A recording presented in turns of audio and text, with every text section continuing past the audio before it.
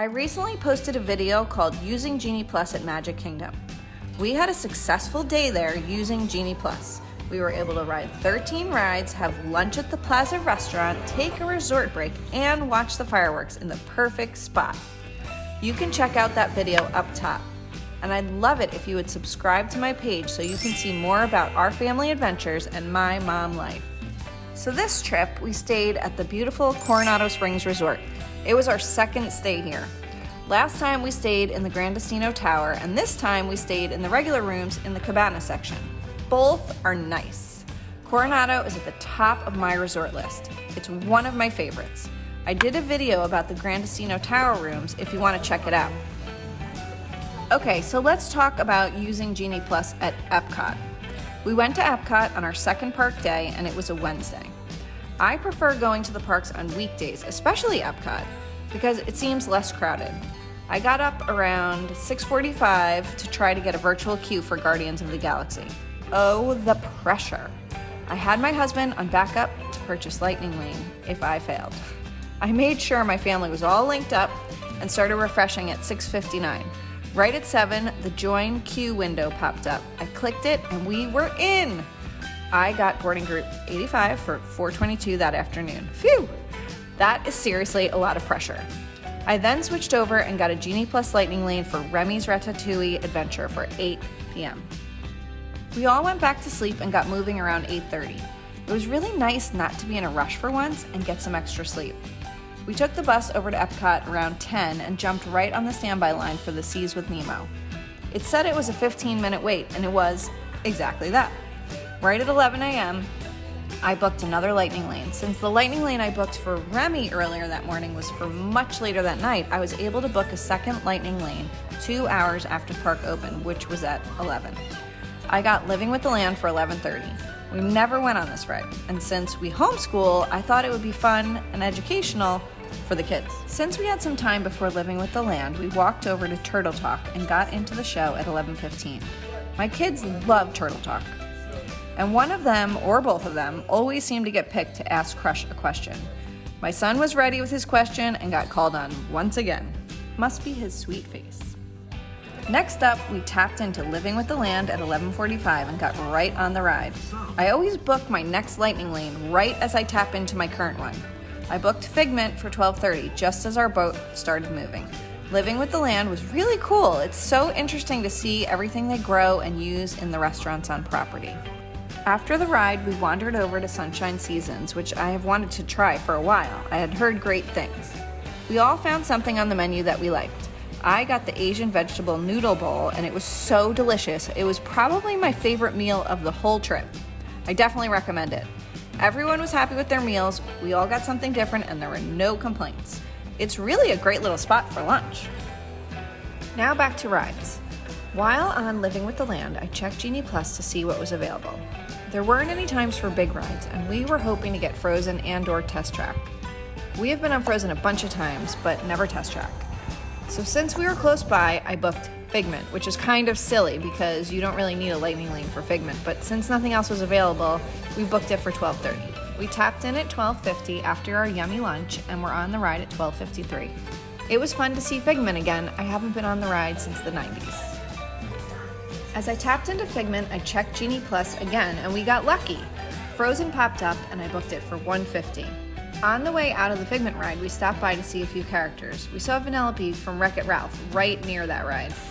And in the back of my mind, I knew that there was a low-key Mickey meet and greet somewhere nearby that many people don't know about. And we found it over inside the Disney and Pixar Short Film Festival. It was a 20-minute wait, but fun to see Mickey for a quick pic. Meanwhile, I got a message that said at 1:45 we could make our way over to Guardians of the Galaxy. Our original time was 4:22, so this was about 2.5 hours early. It happens, so it's a good idea to have your notifications on for the My Disney Experience app and to check it on your virtual queue from time to time. This became a bit of a time crunch with our Frozen Genie Plus reservation that we had for 150, so we walked directly over to Guardians to make sure we had time for both. I don't know much about Guardians of the Galaxy, so everything was new to me, but my kids and husband were impressed by all the cool stuff in the line. At the time of our trip, the virtual queue put us in the regular line, So there was a wait. It wasn't like a lightning lane, but it also wasn't too long of a wait. We tapped in at 1:55 and rode at 2:20. The ride was outrageous, so completely fun and wild, unlike any other Disney ride I've been on. That's right. And here he is now, Peter Quill. And now, please step forward into the Welcome Center. I closed my eyes for a lot of it actually because I was afraid that I would have motion sickness, but I was okay. I'm so grateful that I took Dramamine. If you get motion sickness, take whatever helps you. You will not regret it. I highly recommend Guardians if you can get it. By the time we got off Guardians, we were at the end of our Frozen Genie Plus window. So we did a swift speed walk over to Norway and tapped in at 3 o'clock, which was 10 minutes late, but we got the green Mickey light and walked right onto the ride. We rode at 3:05. Frozen never disappoints. We loved it as usual. I checked Genie Plus again and got an 8 p.m. mission space, and we still had Remy at 6:10. I was able to move that time up from my original time of 8 o'clock. Now that we had some time between Frozen and our 2 other Genie Plus rides, we were able to explore the World Showcase without any urgency. We tried some delicious chocolate and caramel treats in the Kringle Bakery in Norway, some beers in Germany, and a pretzel in the American Pavilion. My daughter bought a cute little fan in China. My son stopped to play some drums at the outpost between China and Germany. Without planning it, our Genie Plus rides were taking us in a neat little path from the front of the park through the World Showcase. We really didn't do any running back and forth. We made our way through Italy, America, Japan, and Morocco before it was time to ride Remy. By the time we got there, we were ready for a ride and some air conditioning. We tapped in at 6:05 and rode at 6:15. It was very cool, and we all liked the effect of being Remy-sized as we zoomed around the ride. We hit the Regal Eagle Smokehouse for dinner in the American Pavilion around 7. It was okay, not as good as Flame Tree Barbecue in Animal Kingdom though. Then we strolled at a leisurely pace through the rest of World Showcase, stopping in the UK and Canada briefly to explore. The kids couldn't resist the phone booth in the UK. We made our way over to Mission Space for our 8 p.m. Genie Plus, another first-time ride for us, and chose the green side, which was supposed to be more mellow. I did not like how small the space was inside the ride vehicle, and we had a delay, so I was starting to panic a bit. It finally got started, and it really wasn't too bad. Kind of fun, definitely had to do it. I booked my favorite ride, Soarin', for 8:30. We tapped in at 8:50 and rode at 9 p.m. I just love this ride. It is so cool and a great ride to end our day at Epcot. We took a last look at Spaceship Earth as the fireworks started and walked over to the bus. Overall, it was a great day at Epcot, and once again, Genie Plus worked well for us. We did everything we wanted to except Test Track, but we didn't feel we missed out on anything. We are not big fans of waiting in line, so we will probably always buy Genie Plus when it's available. I don't mind being on my phone because I love bypassing lines. And it makes it so that other parts of the day are more enjoyable because we have time to explore.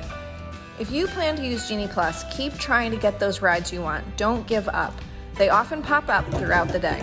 And don't forget to use the Modify button on your current Genie Plus ride if you'd prefer a different ride or a different time. And don't stress, it will all work out. Just try to enjoy yourself. If you have any questions about using Genie Plus at Epcot or any of the parks, let me know in the comments, or share any tips and tricks that you use for Genie Plus. I hope you enjoyed my video and will please subscribe to my channel to see more videos like this one and other family adventures and mom life tips.